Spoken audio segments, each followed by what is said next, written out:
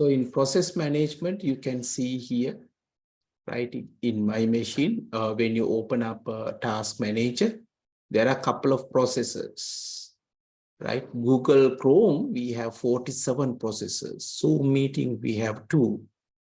Whiteboard 7, WhatsApp 7. And here are the consumption. CPU consumption is about like 20, around 20%. Memory is about 93%. And majority is actually gone for Google Chrome. Disk usage is here, network here, GPU and engine, power usage. Everything is listed here, right? Now, what we were discussing, the process management. When you say running a software, it will create multiple processes. We have seen that, right? And when you given a particular time, if you have a one core, usually you will have only one processor. So which means the processors works one at a time, and there will be a selected order. So you need to share resources, file, memory, input, output. These all should be controlled. So, and this is done by the operating system. Then we have memory management. Then when say managing memories, right? Again, when multiple programs are running each other, you have to share the memory. Now you can see here how memory is shared. So the highest part, according to my computer, is actually allocated for Google Chrome, and then desktop Windows Manager, Whiteboard, and so on, right? So memories should manage. And if you like remove one of the, processors, right? Now, let's say I'm going to close, WhatsApp. So if I close WhatsApp, right? The memory allocated for WhatsApp should be removed. So you can see it's removed.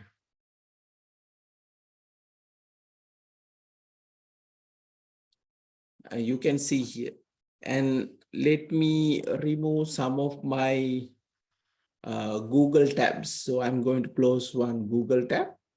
Right now I have 47 processors, right? And it reduced to 45, you see?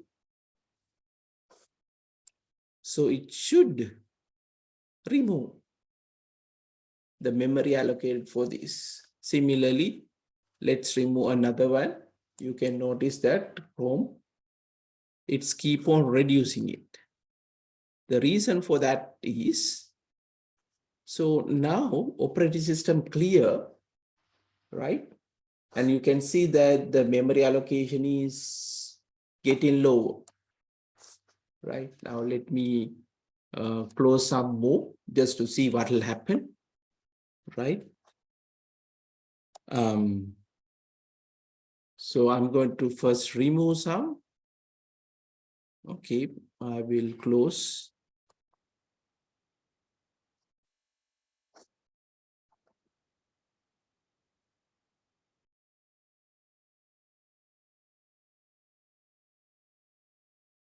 So when you remove one at a time, so you can see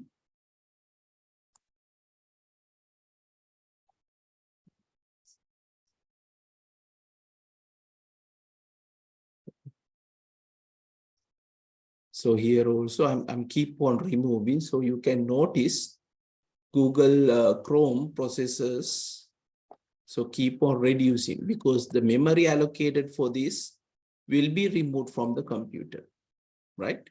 So now the other processors can, take that, whatever the, removed, could be used.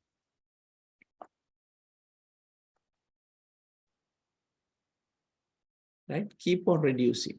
So it's better, like when you're not using your computer, the tabs, you better remove them. right? You better remove them. Otherwise, basically, it will consume a lot of, memory. So you can see the memory is getting reduced because I'm actually closing some of my tabs, right? Very important. Okay, right. That's about the memory management when you want to, manage your memories, right? So first of all, when you have a process, usually operating systems allocate some memory for that, right? And so once the task, the process is completed, right, operating system also responsible should clear up the memory. Then the next thing that we have discussed is the device management. Then there are a lot of devices which connects to the computer, right? You have keyboard, mouse, monitor. So everything run in different speeds. Now, for example, when you have keyboard and mouse, their transfer rates are different. And usually, CPU is the fastest one. Now, let's say you are making a printout. The CPU is fastest, but the device communication input output is low. So that means we have to make a buffer. Buffer means like you have to keep, manage, you get a lot of information from the CPU and you have to match the speed with the printer. So which means we have to make some control of this, right? And some usually when you want to connect a device, you need some driver or software installed. We call device drivers. So you can see the term here, device driver. So the device driver is a software which used to, properly communicate with the device. But nowadays, you don't have to install device drivers, which sometimes we call plug and play, right? So when you say device management, operating systems responsible for open, close, write device drivers, and also the communicate, control, and monitor device drivers. Right. So those are the things that actually we have discussed. Then we have file management, right? Now, file management, meaning whenever you want to save something, you create separate files, right? So when you say file management tasks, right, you are going to create and delete files and directories. So directories, we know we can manage files. It provides access to files, right? Now, sometimes depend on user, you will restrict access as well, but the primary file management provide access to files. I can file access කරන්න පුතේ මේකට ඉඩ දෙනවා. And then allocate space for files. You can keep backup files, right? When computer crashed, so we have to have a way of restoring data. So usually you can have backup disks. You can create separate backup files. And also security, right? So usually when you want to store, we store in a hard disk, right? And finally, we were discussing security management. Now, security is again very important, right? We need to protect all the resources. User authentication, meaning you identify who the users are and allow them to access. And you can also control file attributes like read. I mean, sometimes we can restrict some users to only to read the file, but not write the file. Encryption, meaning like sometimes we password protect your files. The data is safe, nobody can read. Those who do not have the authentication, they cannot read the file. We call encrypt. And the backup, right? So when you say you don't use authentication, that means you provide username and passwords. So usually when you log into the system, normally you have username and password. Basically, when you have username and password, nobody can, access to your system.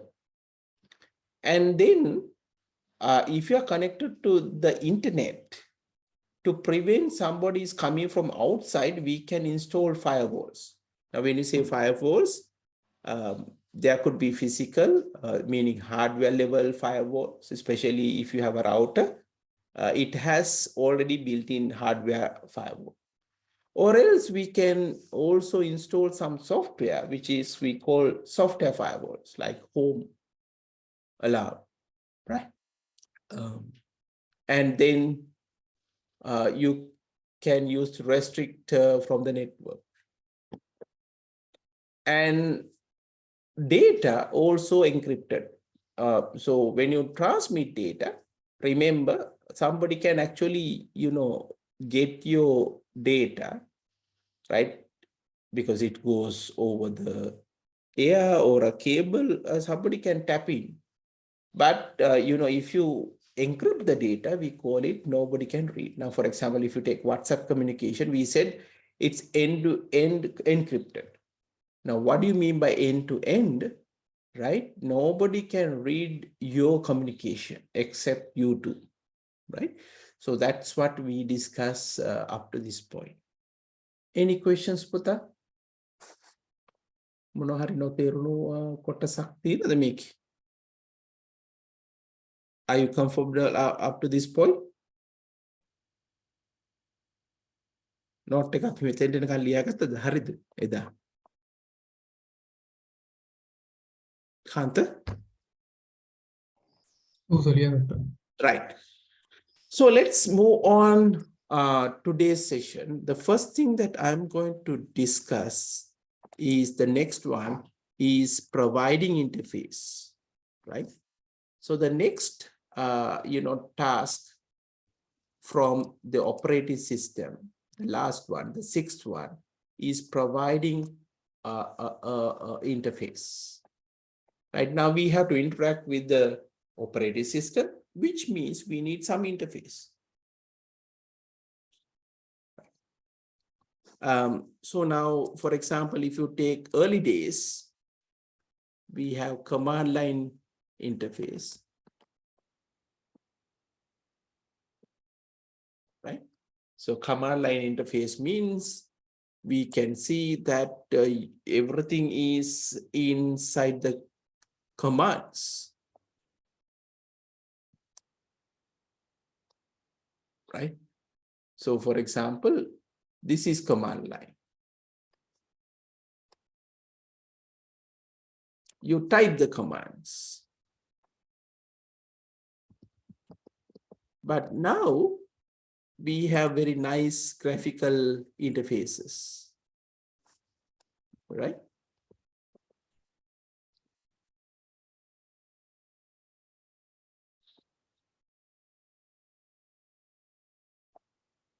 So in Windows 11, for example, if you have a very nice interface, graphical interface, so it's not like, early days.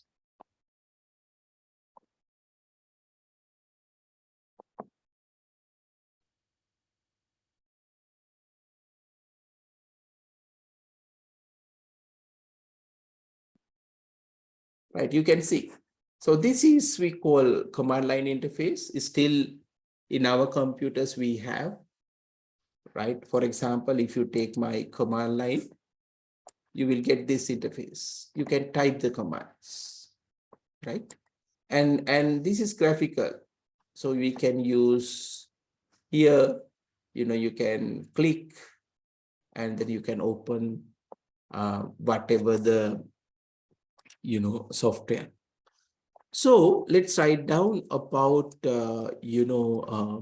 providing interfaces. The first thing that we are going to discuss is what operating system provides. So operating system provides interface between the computer and the user. right? And computer hardware.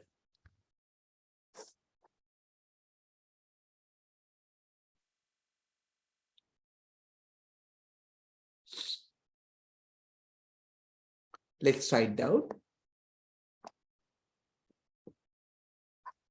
So now we have discussed like how operating system interact between the user and the hardware. So usually when users wants to communicate with the hardware, it has to go through application software and the system software, which is main software is the operating system. Operating system can provide the interaction between the user, application software, and the hardware, right? Very important. Okay, so let's look at the different types of interfaces provided by the operating system. Right now we discuss there are two, ways to represent the interfaces. There are two types. One is command line. Right now you have seen earlier, if you say the DOS prompt or CMD, which actually, talks about the typing. You type the command, which we call the command line interface. In short, we say CLI. Nowadays, what we have is graphical user interfaces. We have graphics. We have a desktop. We have icons. We have a mouse pointer. You can just double click, right click. Graphically, you can interact with the operating system, right? So let's write down.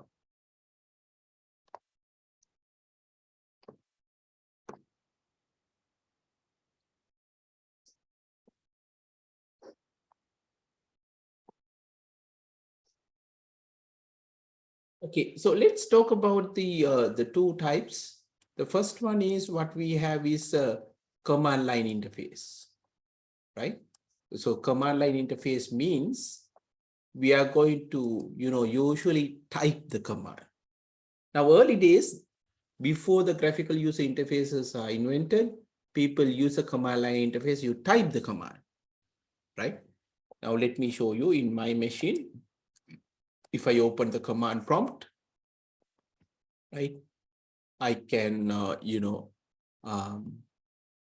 this in this command prompt, right? So I can see the command prompt is, prompt is blinking here, waiting to accept commands. Now, for example, to view the files, the command in Windows is dir. So when I type dir, so it lists all the files. Now here it says, okay, all my files, right? So you can see that, there are some files and folders. The desktop is a directory. The documents is a directory, right? This is crypto. It's a text file, and it says like the file creation date and the time as well, right? And here we have a CSV file. And this is, notebook environment, right? And then there are files, log files, and so on. So it says, okay, there are 31 files, 54 directories, and here are the, the sizes. It provides everything. Now, similarly, I also have Linux-based command line. So in this one, the commands are slightly different.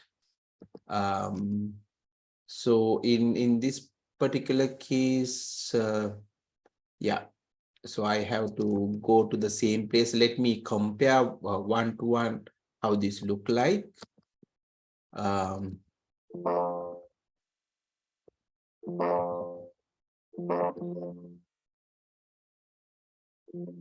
So I will go to the same directory.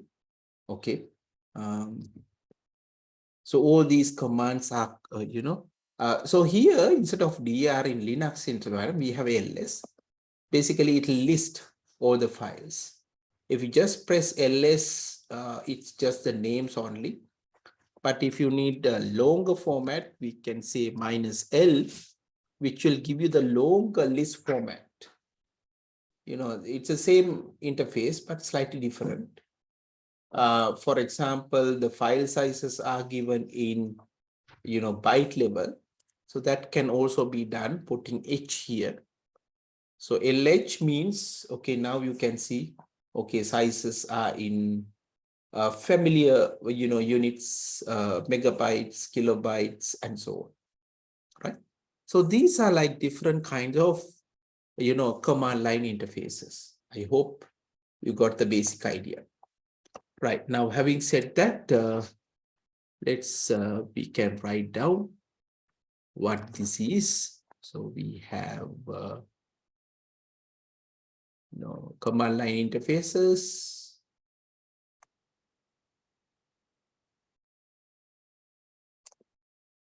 Right. Okay, let's take down this. In command line interfaces, user provides commands as a text instructions. You have seen, like I have typed it, and operating system provide the results.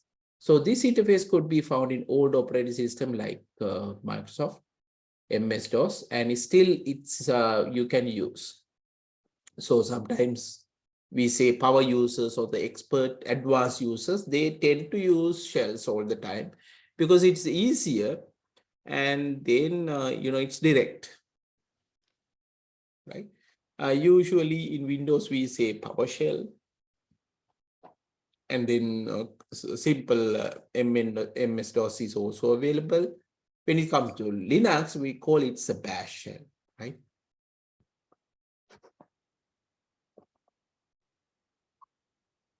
In graphical user interfaces, we will have graphics. Especially, we can use pointer. We will mouse pointer. And then you will have a screen. You have windows, icons, menus. We call WIMP, windows, icons, menus, and P is for pointer, right? We call WIMP. So users can use these graphical elements, and they can, instead of commands, we can look at it. Now, for example, if I take a Windows Explorer or File Explorer, right? So I can go to the same place like in earlier, right? So I can go to the same place and earlier. I was here, and here are the same file set. Here are the same files, same view where I actually typed command in previous case. So you can easily interact with the mouse, right? For example, we can, click, right click, we can go for, let's say, properties, then you can see the details. So it's all graphical interactions, right? Okay. Right. Now, when you say Windows, we have a rectangular shape. So everything inside the window or Windows operating systems, Linux, as a visual, everything is in a rectangle shape. We call window interfaces, right? So any application you open, it will fit to this rectangular, shape. Then we have different icons, like different shapes. So different icons we can recognize. Even a kid can work with the computer because the graphics tells you. Now, for example, this one tells you like it's a paint. You don't have to memorize the spellings of the command, so it's easier. And then you have menus. It will provide different options. So whatever you want to do, you can select this. And further, options can be taken by right-clicking. So everything done is the mouse pointer. So altogether, we have windows, we have icons, menus, and pointer. So usually we call WIMP. Okay. Right. Now that we have looked at what the responsibilities of operating systems, let's look at the classification of operating system. There are different types of, operating system. So it's a new topic. So let's write down classification of operating systems. Right. So here we are going to talk about the classification of operating systems. Right. There are different operating system types. Now, when you talk about the different types, there are many, right? So let me list them, right? First of all, we call it, single user, single task, single user, multitask, multi-user, multitask, multi-threading, real-time, time sharing, distributed. These are different, categorization. Right, let's take down and then I will explain more. Now, the first one we call these are different types of operating system what we have. So when you say single user means only one user can use it and you can do only one task. Like if it is a word processor, only word processing. If you are listening to song, that's all. You can't do multiple tasks. We call single user single task, right? So only one use at a time.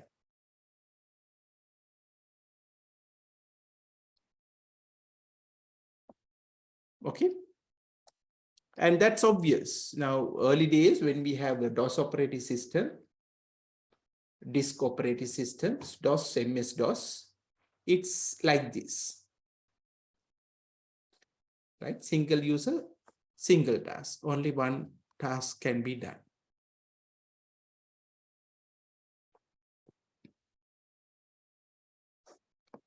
Right? Now, if I draw something, right? Now, it's like we have a single user. Yeah, we have a user.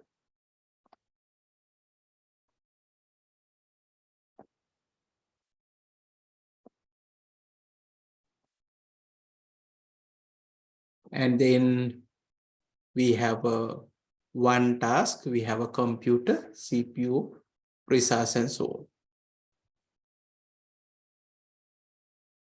And now that means, let's say, this is the user.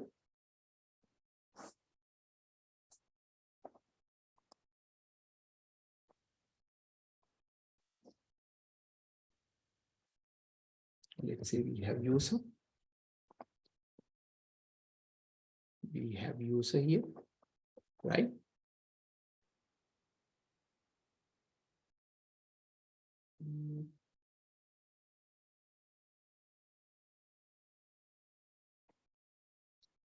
And then let's say we have one task, right? We have a user and a task.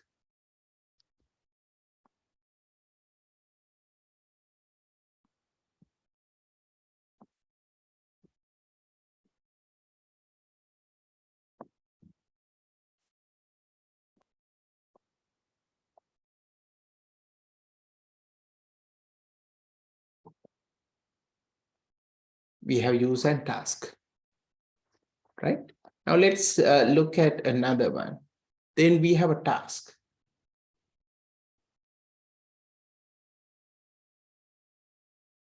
Right? And let me change the color. This is a task.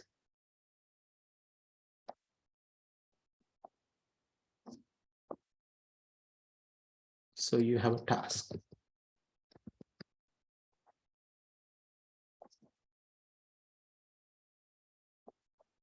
So only one task at a time. So you have a task,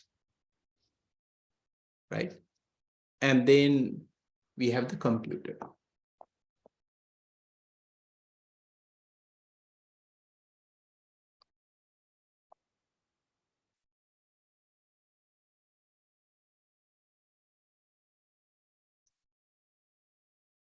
We have the computer.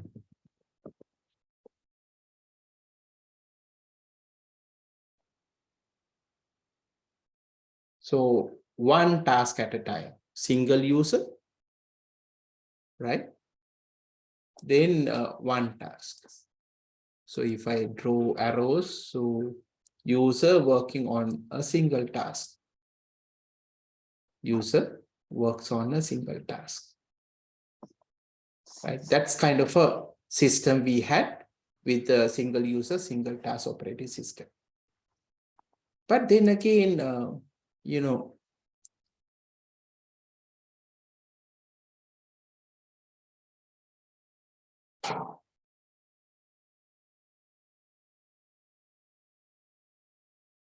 right? Now let's say we have users again. When you say single user multitask,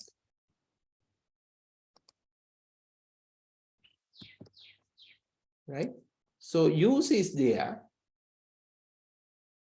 but then you can have multiple tasks. You can have multiple tasks.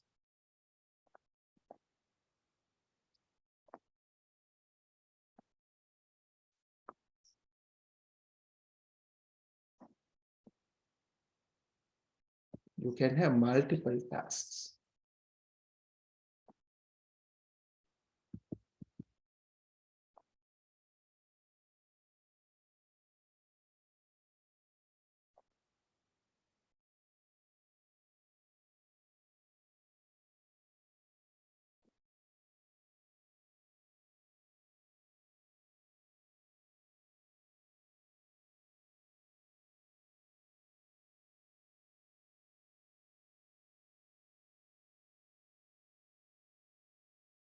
So you can have multiple tasks.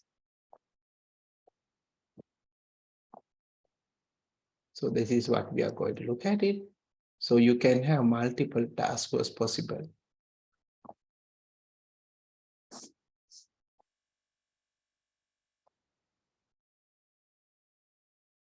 So we can have multiple tasks. Let's say we have, let's say 3 tasks, right? Right. You can perform multiple tasks.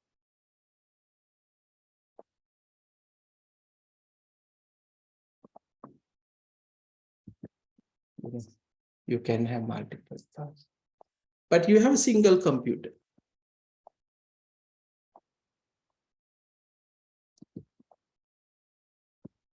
Yes. We have a single computer, but you can have multiple tasks. So user can perform multiple tasks at a time. Again, we have only one user, right? But he can perform multiple tasks. Like you can type in Word and then you can listen to music, right? So that's how it works.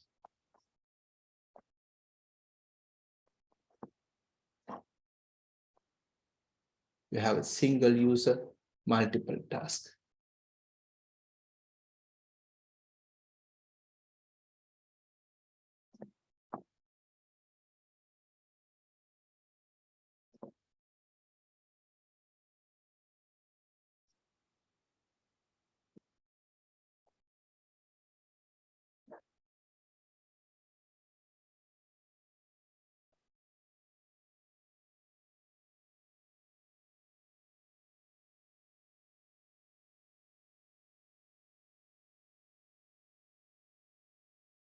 Right? So that's how we have single user and multi-user operating system works. Single user, single task, single user, multitask. So Windows operating systems, Linux operating systems works in this fashion. Then we have multi-user, multitask. You have multi-user, multitask. So now the computers work that you can, access. We have a single computer. There are multiple users can access the system, right? There will be multiple users. And then you can have multiple tasks as well. So the same thing, but multiple users, the multiple task, right? But it's, interact with a single computer. That's possible. So we can have multiple users here, multiple tasks, and then you work on a computer. We call multi-user multitask. When you have Windows Server operating system, server means it's not the normal operating system. In usually Windows 11, it's a single user multitask. But if you use Windows Server computer, server environment, we will have, multiple users can access it, right? Multiple users can access it. Like Linux, also the same, right? And then multi-threading.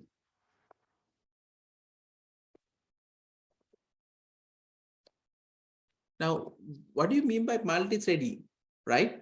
When you say multi-threading, you can have, usually when you say multitasking, you are creating processes, right? But when you say multi-thread, you create sub-processes, right? The threads, we call it. Okay, so multiple things.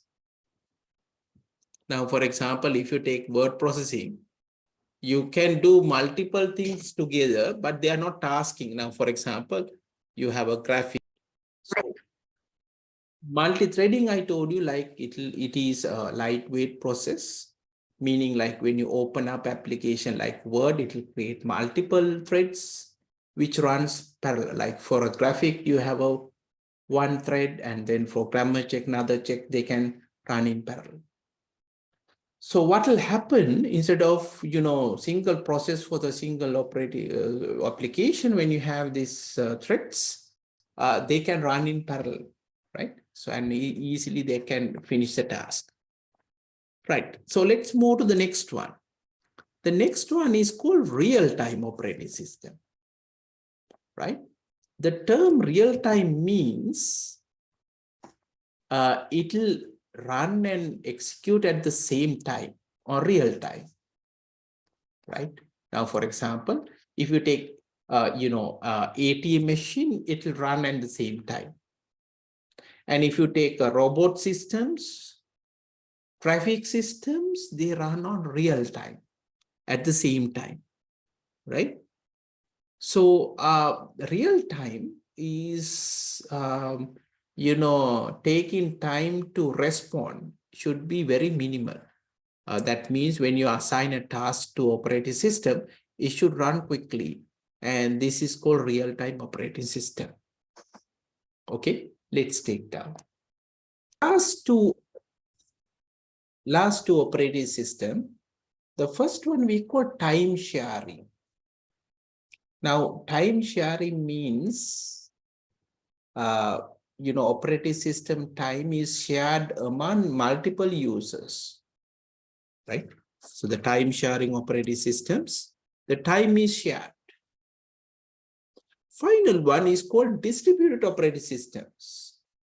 So when you say distributed, you can use multiple users and you can use multiple systems. So whenever you want to do something, it will distribute it on multiple, processors, right? This is called distributed operating systems. So let's take down these two. With that one, we will finish classification of operating systems.